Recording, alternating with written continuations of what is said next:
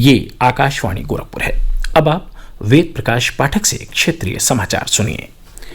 केंद्रीय वित्त मंत्री निर्मला सीतारामन और वित्त राज्य मंत्री अनुराग ठाकुर ने प्रधानमंत्री द्वारा घोषित आत्मनिर्भर भारत अभियान के तहत 20 लाख करोड़ रुपए के आर्थिक पैकेज के सिलसिले में 9 महत्वपूर्ण कदमों की घोषणा की। नई दिल्ली में कल आर्थिक पैकेज के बारे में दूसरे संवाददाता सम्मेलन को संबोधित करते हुए उन्होंने बताया कि इन कदमों से प्रवासी मजदूरों, फेरी लगाने वालों, जनजातीय लोगों, छोटे व्यापारियों और छोटे किसानों तथा स्वरोजगार में लगे लोगों को फायदा होगा। प्रधानमंत्री ने मंगलवार को राष्ट्र को संबोधित करते हुए इस पैकेज की घोषणा की थी और देशवासियों से स्वदेशी वस्तुओं को अपनाने का आह्वान करते हुए वोकल फॉर लोकल का नारा दिया था। आर्थिक पैकेज का जिक्र करते हुए वित्त राज्य मंत्री ने कोविड-19 महामारी से उत्पन्न स्थिति से निपटने के लिए सरकार की ओर से तत्काल उठाए गए कदमों का भी जिक्र किया। उन्होंने कहा कि 3 करोड़ छोटे किसानों को 4 लाख करोड़ रुपए के कर्ज पर ब्याज के भुगतान में 31 मई तक की मोहलत दी गई है। रेहड़ी पटरी वाले दुकानदारों और फेरी लगाकर बिक्री करने वालों के लिए 5,000 करोड़ रुपए की ऋण की सुविधा की घोषणा की गई है।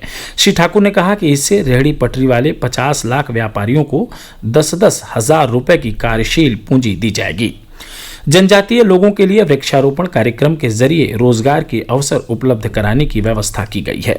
सरकार ने उन प्रवासी मजदूरों को 5 किलोग्राम गेहूं या चावल और 1 किलोग्राम चना प्रति व्यक्ति देने की घोषणा की जिनके पास राशन कार्ड नहीं है। वित्त मंत्री ने एक राष्ट्र एक राशन कार्ड योजना का उल्लेख करते हुए कहा कि इससे प्रवासी मजदूर देश में किसी भी स्थान पर राशन ले सकेंगे। इस योजना से 67 करोड़ लोगों को लाभ होगा।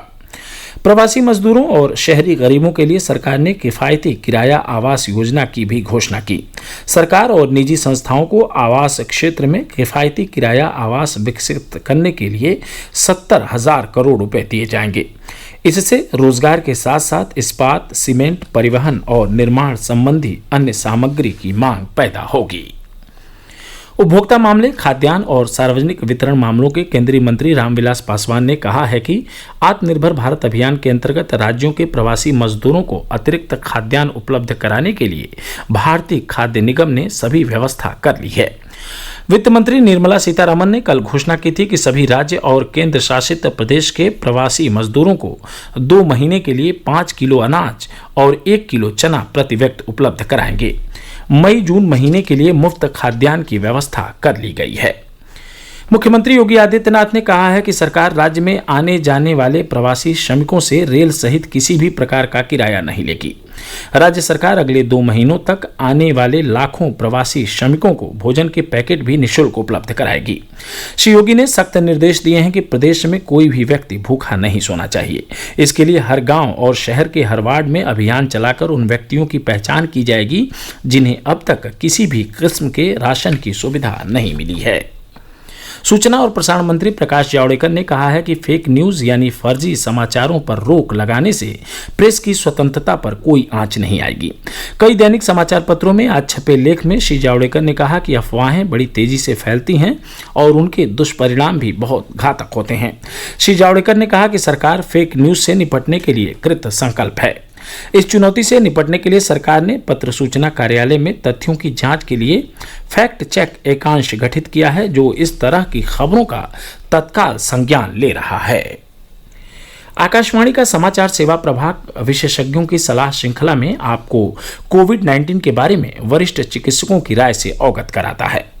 अखिल भारतीय आयुर्विज्ञान संस्थान एम्स नई दिल्ली के स्नायु रोग विज्ञान केंद्र के प्रमुख डॉक्टर MV पद्मा ने कहा कि कोविड-19 संक्रमण से सुरक्षित रहने और इसका प्रसार रोकने के लिए लोगों को अपने घर में ही रहना चाहिए। सफदरगंज अस्पताल नई दिल्ली के वरिष्ठ चिकित्सक डॉक्टर नितेश ने बताया कि देश में कोविड-19 की जांच में लगातार तेजी आ रही है और हमारी स्थिति अन्य देशों की तुलना में कहीं बेहतर है। आज हम बाकी देशों के मुकाबले काफी अच्छी स्थिति में हैं। हमारी लैब कैपेसिटी भी बढ़ी है, हम ज्यादा टेस्ट कर पा रहे हैं, हमारे पेशेंट भी हॉस्पिटल में इलाज पा रहे हैं। गवर्नमेंट के डेटा ने बताया हमें कि हमारे 3% मरीज को ही ऑक्सीजन की जरूरत पड़ती है और 1% करीब मरीज वेंटिलेटर पे हैं। उत्तराखंड में बद्रीनाथ धाम के कपाट आज तड़के खोल दिए गए। कोविड-19 की वजह से सामान्य पारंपरिक पूजा अर्चना के बाद भगवान बद्रीनाथ के मुख्य मंदिर के कपाट खोले गए। कपाट खोलने के अवसर पर लोगों की उपस्थिति सीमित रही। इसके साथ ही क्षेत्रीय समाचारों का बुलेटिन संपन्न हुआ। नमस्कार।